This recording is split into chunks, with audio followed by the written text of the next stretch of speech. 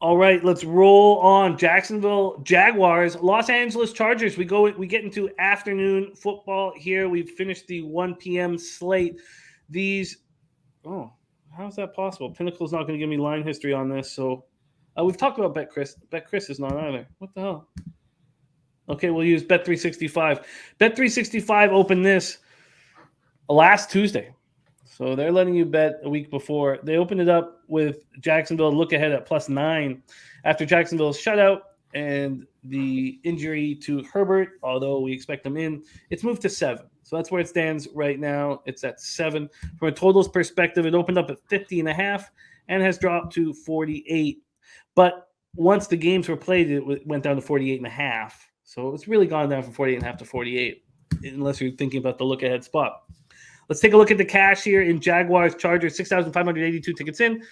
46% of the tickets and 92% of the cash on Jacksonville. Wow. 66% of the tickets, 88% of the cash on the under. The Jaguars come riding high after their 24-0 win at home over the Colts. It's funny. Jacksonville, 6 wins and 30 losses over their last 36 games. 4 of those wins came against the Colts. Trevor Lawrence, 25 to 30, 235 yards, 2 touchdowns, no interceptions. Christian Kirk, 6 catches for 78 yards and 2 touchdowns. James Robinson, 23 carries for 64 yards and 1 touchdown. Feels like he's fully back from the torn Achilles tendon last December. Their defense swarmed Ryan all night. They sacked him 5 times. They hit him 11 times. They intercepted 3 of his passes, and they held reigning NFL rushing champion Jonathan Taylor to 54 yards. Rayshon Jenkins, safety, rookie linebacker Devin Lloyd, and Andre Sisco picked off Ryan. Josh Allen had 2 of the 5 sacks, also forced a fumble. And do we put stock into the stats of, the Patriots under Belichick, even though they don't have Brady anymore? Or do we put stock in the Jacksonville stats over the last 2 years? Are they a different football team now? It's for sure. Because they've lost 15 of 18 games in the Pacific time zone.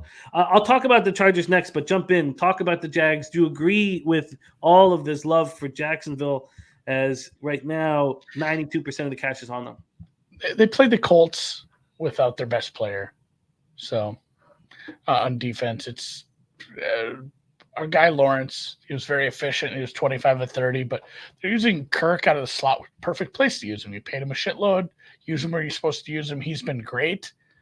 It's just a much, much, much better defense you're going to be facing. It's a healthy defense. It's a really high-end secondary. I don't think the Jaguars are going to be able to do nearly as much. And yes, this pass rush is filthy. The Chargers should have won last week. They didn't. Nice bounce-back spot. Good teaser leg. I don't know what to make of the Jaguars. I've been high on them. I have a Jaguars Super Bowl ticket because it was a hilarious big number, and I wanted to have a little bit on that, have a ticket if they were getting squirrely at the end of the year. But I'd like to fade Jacksonville off that win, but it's not like they overperformed. They just played a good game, and Indy just didn't offer anything. And again, missing Shaq Leonard, Darius Leonard, whatever you want to call them. Chargers should be a nice bounce back spot. Long rest. So if I had to bet it, I'd bet the 7, but guessing this is going to drop into a teaser for me on Sunday morning once I know Justin Herbert is fully healthy and ready to rock, as he has the same cartilage injury as Kamara. Yeah, and let's talk about that injury here. Sky Dragon says, I want to fade Jacksonville off a win. I want to back the Chargers off a loss. That said, don't love this number. I do have futures on the Chargers division conference and Super Bowl, so that pick 6 upset me. And Staley keeping Herbert in upset me. But the Chargers are on extra rest and prep time after losing 27-24 the Chiefs on Thursday, seemingly in control before the Jalen Watson interception. Gerald Everett, I blame him. But you could have also – everybody saw how exhausted Everett was. He needed to get off the field at that point. Who goes back to him? I mean, it was just – I couldn't believe it. It was just it was bad coaching. So Herbert, though, 33 to 48, 334 yards, 3 touchdowns, and the interception. Then he suffers fractured rib cartilage. So I found the comparison to a quarterback who also tore his rib cartilage and played through it the entire season. You have to go back to 2014, and it's Tony Romo. And it was the best season of his career. So feels like he's going to be able to play through this, and everything should be okay. It's easier said than done.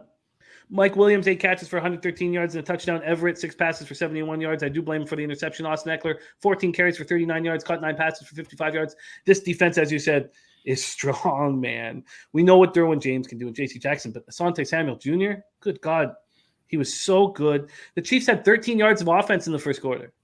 The pass rush got just 1 sack and 5 quarterback hits, but they looked more dangerous than the numbers give them credit for. Corey Linsley, knee. Their center right tackle, Trey Pipkins, ankle left in the third quarter. We need an update from them. Take it away here. We talked the Jags, and you touched on the Chargers.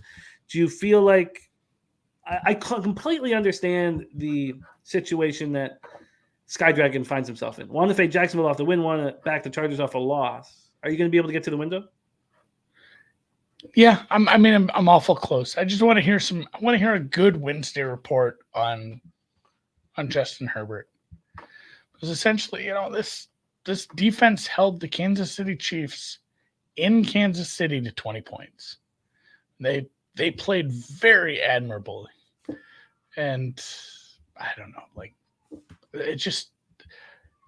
we had a good week against a Darius Leonard-less Colts defense. And that Colts team is just maybe a little bit messy right now. It's just such a big step up in class for Trevor Lawrence heading out to the West Coast, East Coast team heading out. I get it's a later game, so it's not as bad as traveling the other way, but a big travel spot, big step up. Like, how many points do I really think the Jaguars are going to score on the road versus a big step up in defense if they were able to hold the Chiefs to 20?